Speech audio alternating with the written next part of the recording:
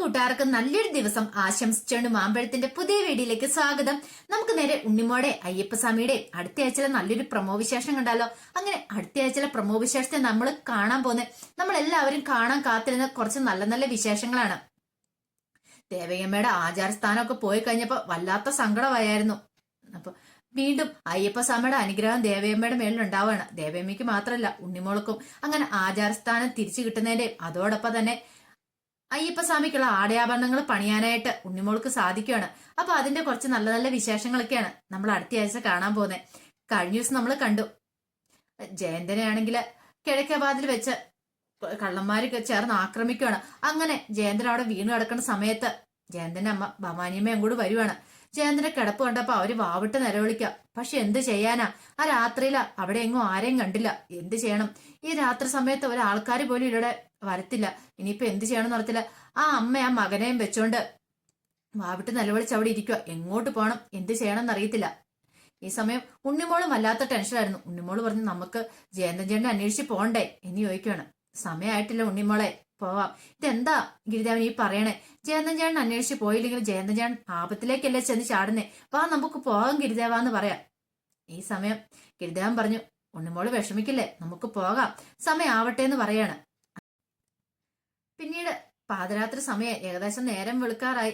ആ സമയത്താണ് കാളിദാസൻ പതിവ് പോലെ തന്നെ അയ്യപ്പസ്വാമിയുടെ ക്ഷേത്രത്തിലേക്ക് വരുന്നത്. അങ്ങനെ വന്ന് പതിവ് പോലെ തന്നെ പ്രാർത്ഥിച്ച് തന്റെ കയ്യിലുണ്ടായിരുന്ന ആ താമരപ്പൂവും വെച്ച് മടങ്ങുന്ന സമയത്താണ് അങ്ങോട്ട് രാമനാഥൻ വരുന്നത്. രാമനാഥൻ കാളിദാസിന് വേണ്ടി വെയിറ്റ് ചെയ്ത് നിൽക്കുമായിരുന്നു. 2-3 ദിവസമായി ശ്രദ്ധിക്കുന്നത്, ഇങ്ങനെ പതിവ് പോലെ വന്ന് പൂവും വെച്ചിട്ട് പോകുന്നത്. അപ്പം രാമനാഥനൊരു സംശയം ഉണ്ടായിരുന്നു, ഇനി കാളിദാസനാണോ മറ്റാരെങ്കിലും ആണോന്ന്. പക്ഷെ കാളിദാസനാണെന്ന് തന്നെ ഉറപ്പിച്ചു. അങ്ങനെ കാളിദാസന്റെ മുന്നിലേക്ക് രാമനാഥൻ ചെല്ലുവാണ്. ഒരു നിമിഷം കാളിദാസൻ ഒന്ന് അമ്പരം നോക്കി. രാമനാഥനെ തിരിച്ചറിഞ്ഞു. നീയോന്ന് ചോദിക്കുകയാണ്. അതേടാ ഞാൻ തന്നെ. എന്നെ മനസ്സിലായ നിനക്ക്? നിന്റെ ഈ കൈ തല്ലി ഒടിച്ചവനാടാ ഞാനെന്ന് പറയാണ്. ഇത് കേട്ടതും കാളിദാസനെ കൂടെ ദേഷ്യം വന്നു. നിന്നെ ഞാൻ ഉണ്ടല്ലോ എന്ന് ചോദിച്ചാൽ അങ്ങോട്ട് ചെല്ലുവാണ്. നീ എന്ത് ചെയ്യാനടാ, നിനക്കൊന്നും ചെയ്യാൻ പറ്റില്ല. നിന്റെ വയ്യാത്ത കയ്യും വെച്ചോണ്ട് നിനക്കിനി ഒരു ശില്പമെങ്കിലും പണിയാൻ പറ്റുമോ? എന്തേലും ഒരു സാധനമെങ്കിലും പണിയാൻ പറ്റുമോ? ഒരു വിഗ്രഹം പോലും പണിയാൻ പറ്റില്ല. നിന്നോട് ആദ്യമേ ഞാൻ മര്യാദയ്ക്ക് പറഞ്ഞ നാട്ടിൽ നിന്ന് പൊക്കോളാൻ, നീ അത് കേട്ടില്ല. അങ്ങനെ ചെയ്യുമായിരുന്നെങ്കിൽ ഇന്ന് നിനക്ക് ഈ വയ്യാത്ത കൈയും തൂക്കിയിട്ട് നടക്കേണ്ട ആവശ്യം ഉണ്ടായിരുന്നോടാ. ഈ സമയം കാളിദാസൻ ദേഷ്യം വന്നു. എടാ, ഇത്രയും കാലം നിന്നെ ഞാൻ നോക്കിയിരിക്കുമായിരുന്നു. എന്റെ കുടുംബം, എന്റെ കുഞ്ഞ് എല്ലാം ഞാന് ഇല്ലാതാക്കി നീ ഒറ്റയൊരുത്തം കാരണം എനിക്ക് ഈ അവസ്ഥയ്ക്ക് കാരണം. ഇത്രയും വർഷങ്ങളായിട്ട് ഞാൻ എന്റെ കുഞ്ഞിനെയും എന്റെ ഭാര്യയെയും തെരഞ്ഞുകൊണ്ടിരിക്കുക. അത് നീ ഒരുത്തം കാരണം എന്റെ ജീവിതം ഇല്ലാതായത്. അവസാനം അയ്യപ്പസ്വാമി തന്നെ നിന്നെ എന്റെ മുന്നിൽ കൊണ്ട തന്നടാ. നിന്നെ ഞാൻ ഉണ്ടല്ലോ പറഞ്ഞങ്ങ് ചെല്ലുവാടാ. നീ എന്ത് ചെയ്യാനാടാന്ന് ചോദിക്കുക. ഈ സമയം എന്ത് ചെയ്യണം? ഒറ്റ കൈ, വയ്യാത്ത കൈയും വെച്ചിട്ടുണ്ടെങ്കിൽ രാമനാഥൻ കഴുത്തിനും കൂടെ കയറി കുത്തിപ്പിടിക്കണം. ഭയങ്കര ബലമായിരുന്നു. രാമനാഥൻ ഇട്ട് കൈയും കാലും ഇട്ട് അടിക്കും അങ്ങോട്ട്. ഒരിക്കലും പ്രതീക്ഷിച്ച കാര്യമല്ല ഇത്രയ്ക്ക് ബലം ഉണ്ടാവുന്നുള്ളേ. ഒരു കൈ ഒടിച്ചു കളഞ്ഞു. എന്നാലും ആ കൈയുടെ ആരോഗ്യം എന്ന് പറഞ്ഞിട്ടുണ്ടെങ്കിലേ, ഈ സമയം രാമനാഥൻ കിടന്ന് പെടയുവാണ്. പെട്ടെന്ന് തന്നെ അങ്ങോട്ട് കാളിദാസനെ അങ്ങോട്ട് പിടികിട്ടു. ഇപ്പം മനസ്സിലായില്ലേ എനിക്ക് എന്ത് ചെയ്യാൻ പറ്റൂന്നുള്ളത്. അതേടാ, ഇനിയാണ് നിന്റെ പതനം ഞാൻ കാണാൻ പോകുന്നത്. നിന്നെ ഞാൻ വെറുതെ വിടാൻ പോകുന്നില്ലടാ, നിന്നെ ഞാൻ കാണിച്ചു തരാന്ന് പറയണേ. ഇതും പറഞ്ഞിട്ട് കാളിദാസൻ അങ്ങോട്ട് നടന്നു പോവാ. ഈ സമയം രാമനാഥൻ മനസ്സ് വെച്ച്, ഇവൻ ഉദ്ദേശിക്കുന്ന പോലെയൊന്നും അല്ല. ഇവന് ആ കൈക്ക് നല്ല ബലമുണ്ട്. ഇങ്ങനെ പോയ അപകടമാണ്. എത്രയും പെട്ടെന്ന് തന്നെ ഇവന് ഇല്ലാതാക്കണം. ഇനി ഇവനാ ശില്പിന്ന് അറിഞ്ഞു കഴിഞ്ഞിട്ടുണ്ടെങ്കിൽ ഇനി ഇവന് വല്ല മക്കൾ ആരെങ്കിലും ഉണ്ടെങ്കിൽ ഇങ്ങോട്ട് വന്നാൽ അത് അതിനേക്കാളും വലിയ പ്രശ്നമാവും. എത്രയും പെട്ടെന്ന് ഇവനെ തീർക്കുന്ന ബുദ്ധി. ഇനിയിപ്പൊ നാളെ വരെ നോക്കിയിരിക്കണം ഇവനെ കാണണമെങ്കിൽ. അതിനു മുമ്പ് അല്ലെങ്കിൽ ഇനി ഇവൻ എങ്ങോട്ടാ പോണേന്നൊക്കെ നോക്കിയിരിക്കണം. ഇവന്റെ സങ്കേതം ആദ്യം കണ്ടെത്തണം. എങ്കിൽ മാത്രമേ ഇനി ഇല്ലാതാക്കാൻ പറ്റുള്ളൂ എന്ന് രാമനാഥൻ മനസ്സിൽ കരുതി. അന്നല്ലോ തനിക്കിനി ഇവിടുത്തെ ഈ ആടയാഭരണങ്ങൾ, അയ്യപ്പസ്വാമിക്ക് ആടയാഭരണങ്ങൾ പണിയാനുള്ള ഇതെങ്കിലും കിട്ടത്തുള്ളൂ. ഇവൻ തിരിച്ചു വന്ന് അറിഞ്ഞിട്ടുണ്ടെങ്കിൽ ഒരുപക്ഷെ ഊരായ്മക്കാര് തന്നെ ഏൽപ്പിക്കില്ല ആ കാര്യം. അതൊക്കെ ഓർത്തു കഴിഞ്ഞപ്പം ആകെപ്പാടെ തലയ്ക്ക് ഭ്രാന്തി പിടിക്കുന്ന പോലെ തോന്നി രാമനാഥൻ. തന്റെ പ്രതീക്ഷകളൊക്കെ അസ്തമിക്കുമെന്ന് അയാൾക്ക് തോന്നി. അങ്ങനെ പിറ്റേ ദിവസം നേരം വെളുത്തു കഴിഞ്ഞപ്പോഴത്തേനും പതിവ് പോലെ തന്നെ ദേവികമ്മ ക്ഷേത്രത്തിലേക്ക് വരുവാണ്.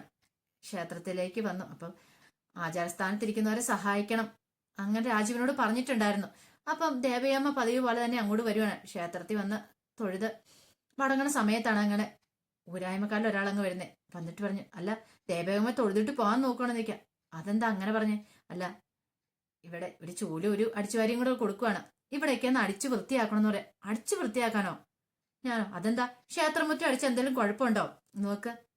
ഈ സമയം കാർത്തികൻ നമ്പേരുടെ അമ്മ ആ നടക്കുന്നുണ്ടായിരുന്നു അതിലൂടെ.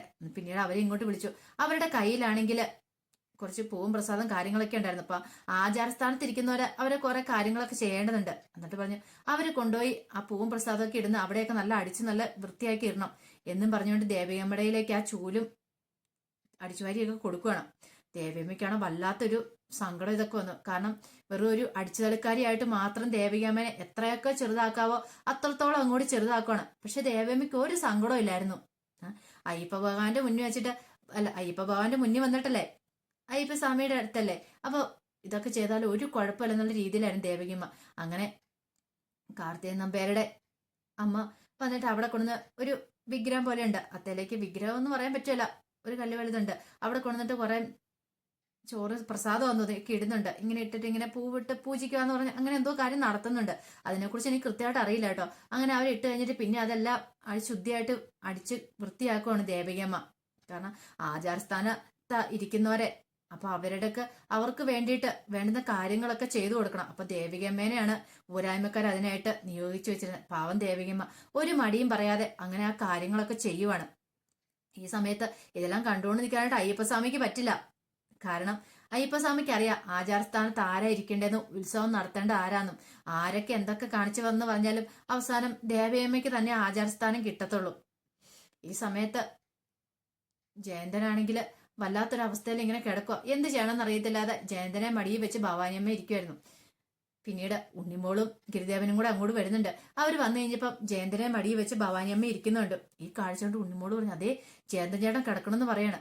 വാന്ന് പറഞ്ഞ് രണ്ടുപേരും കൂടെ അങ്ങോട്ട് ചെല്ലുവാണ്. പിന്നീട് ആൾക്കാരെയൊക്കെ വിളിച്ചു കൂട്ടിയിട്ട് വീട്ടിലേക്ക് എത്തിക്കുന്നുണ്ട്. എത്തിച്ചു കഴിഞ്ഞാലും ജയന്തന് ബോധം വന്നിട്ടുണ്ടായിരുന്നില്ല. ഭവാനിയമ്മ ഭയങ്കര സങ്കടത്തിലായിപ്പോയി. അപ്പൊ കല്ലുവിന്റെ വീട്ടിലാണ് എത്തിച്ചേ. ഭവാനിയമ്മയാണ് കരച്ചില്. ഈ സമയത്ത് ഉണ്ണിമോള് പറഞ്ഞു സങ്കടപ്പെടേണ്ട അമ്മേ, ജയന്തൻ ചേട്ടൻ കണ്ണു തുറക്കും, ജയന്തൻ ചേട്ടൻ ഒരു ആപത്തും വരില്ല എന്ന് പറയാം. എനിക്ക് അറിയാലോ ഉണ്ണിമോളെ, എനിക്ക് ഒറ്റ മോൻ മാത്രമേ ഉള്ളൂ. ഇവൻ എന്തെങ്കിലും സംഭവിച്ചിട്ടുണ്ടേ പിന്നെ ഞാൻ ജീവിച്ചിരിക്കില്ല. കുറെ കാലമായി എന്റെ ഭർത്താവ് ഇട്ടിട്ട് പോയിട്ട്. അദ്ദേഹം ജീവിച്ചിരിപ്പുണ്ടോ മരിച്ചോന്ന് പോലും എനിക്ക് അറിയത്തില്ല. ഇനി ആ ഏക പ്രതീക്ഷ ഇവൻ മാത്രമാണ്. ഇവനും കൂടെ ഇല്ലാതായി പിന്നെ ഞാൻ ജീവിച്ചിരിക്കില്ലെന്ന് പറയാം. ഗിരിദേവൻ പറഞ്ഞു അമ്മ വിഷമിക്കണ്ട, ജയന്തൻ ഒന്നും സംഭവിക്കാൻ പോകുന്നില്ലെന്ന് പറയാ. പിന്നീട് ഗിരിദേവൻ ഇങ്ങനെ കണ്ണടയ്ക്കുവാണ്. കണ്ണടച്ച് പ്രാർത്ഥിച്ച് കഴിയുമ്പോഴത്തേനും പെട്ടെന്ന് ഒരു പ്രകാശം പോലെ ഒന്ന് വന്ന് നേരെ ജയന്തന്റെ ശരീരത്തിലേക്ക് ഇങ്ങനെ പ്രവേശിക്കുവാണ്. പെട്ടെന്ന് ജയന്തൻ അങ്ങ് ബോധം വന്നു. ആ പ്രകാശം വന്ന് പതിക്കുന്നതോടുകൂടി പെട്ടെന്ന് കണ്ണു തുറക്കുകയാണ്. കണ്ണു തുറന്ന് ജയന്തൻ ഇങ്ങനെ നോക്കി കഴിഞ്ഞപ്പം അമ്മ ഇരിക്കുന്ന കണ്ടു. അമ്മേനെ കണ്ടത് അമ്മയെന്നും പറഞ്ഞുകൊണ്ട് അങ്ങോട്ട് കെട്ടിപ്പിടിക്കുകയാണ്. ഇത് ഭവാനിയമ്മ പ്രതീക്ഷിച്ച കാര്യമല്ല, ജയന്തൻ ജീവിതത്തിലേക്ക് തിരികെ വരുമെന്നൊക്കെ. ഉണ്ണിമോൾക്കും ഭയങ്കര സന്തോഷമായി. കാരണം ജയന്തൻ അങ്ങനെ കണ്ണു തുറന്നു. ജയന്തൻ ജീവിതത്തിലേക്ക് മടങ്ങി വന്നിരിക്കുന്നു മരണത്തിൽ നിന്നും. ഈ കാഴ്ച കണ്ടുകൊണ്ട് കല്ലുവും വന്നേ. കല്ലുവിന് സന്തോഷമായി. ഒരാളെങ്കിലും രക്ഷപ്പെട്ടല്ലോ, ആ ഒരു ചിന്തയായിരുന്നു കല്ലുവിന്റെ ഉള്ളിലുണ്ടായിരുന്നേ. അപ്പൊ അതിന്റെ വിശേഷങ്ങൾ നമ്മൾ അടുത്ത ആഴ്ച കാണാൻ പോകുന്നത്. ഇനിയിപ്പോ ജയന്തനെയും കൂട്ടിക്കൊണ്ട് അവരും കൂടെ വരും ക്ഷേത്രത്തിലേക്ക് ആഭരണങ്ങളൊക്കെ പണിയാനായിട്ട്. ആ സമയത്ത് ഏറ്റവും വലിയ ടിസ്റ്റ് അടക്കാൻ പോകുന്നത് ആചാരസ്ഥാനം നഷ്ടപ്പെട്ടു പോയ ദേവയമ്മയ്ക്ക് വീണ്ടും ആചാരസ്ഥാനം തിരികെ കിട്ടും. ഉണ്ണിമോളും ദേവയമ്മയോട് കൂട്ടിയിട്ട് ഉത്സവങ്ങളൊക്കെ നടത്തും. അയ്യപ്പസ്വാമിക്ക് ആഭരണങ്ങളൊക്കെ പണിയും. അതോ കാളിദാസൻ പറഞ്ഞു കൊടുക്കും ജയന്തന്. അച്ഛനെയും മോനെയും തമ്മിൽ ഒന്നിപ്പിക്കും അയ്യപ്പസ്വാമി. അങ്ങനെ കാളിദാസൻ തിരിച്ചറിയും തന്റെ മകനാണ് വന്നിരിക്കുന്നതെന്നുള്ള സത്യം. പിന്നീട് ഭവാനിയമ്മയ്ക്ക് തന്റെ മകനെയും ഭർത്താവിനെയും തിരിച്ചു കിട്ടുവാണ്. അപ്പൊ അതിന്റെ നല്ല നല്ല വിശേഷങ്ങളാണ് ഇനി വരുന്ന ദിവസങ്ങൾ നമ്മൾ കാണാൻ പോകുന്നത്. കുറെ ദിവസങ്ങളുടെ സങ്കടങ്ങൾ മാത്രമല്ലേ ഉണ്ടായിരുന്നുള്ളൂ. അപ്പൊ ഇനി കാണാൻ പോകുന്ന നമ്മൾ നല്ല സന്തോഷകരമായ കുറച്ച് വിശേഷങ്ങളൊക്കെ ആട്ടോ. അപ്പൊ വിശേഷങ്ങൾക്കായി നമുക്ക് എല്ലാവർക്കും കാത്തിരിക്കാം.